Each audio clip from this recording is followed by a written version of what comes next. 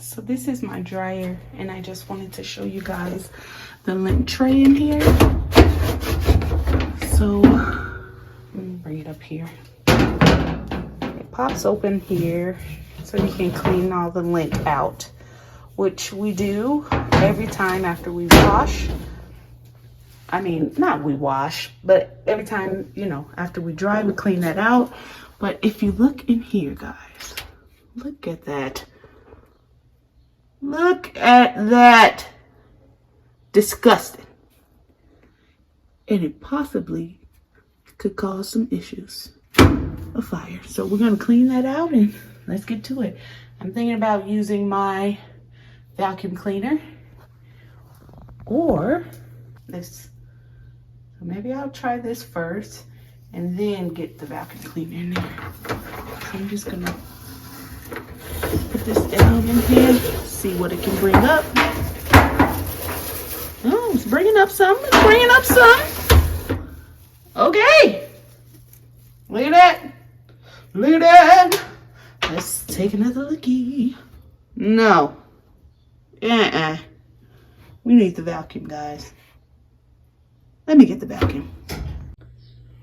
Recording videos is a hard thing to do. So shout out to all the people who are content creators that record videos, because this is hard. And I don't have a tripod. So I'm just freehand. So if the video looks shaky, you know why. I'm trying my best. But this is the vacuum cleaner that I got off Amazon. And yeah, it changed that filter. But let's not worry about that now. We're going to just stick this bad boy in here.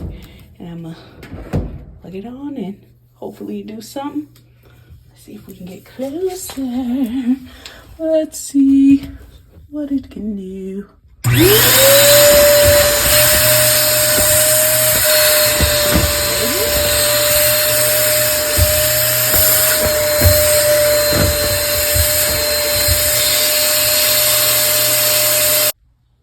Okay, I'm back like I never left. But I had to put y'all down to clean it. So I vacuumed it out. And then I just took a wet napkin and just wiped around in there. I started to use a Clorox wipe, but I was like, I don't know.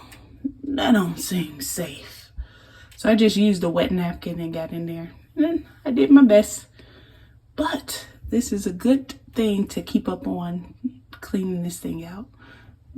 So next time I'll try to do a little bit deeper clean because I still see spots there. All right. Thanks for watching, guys.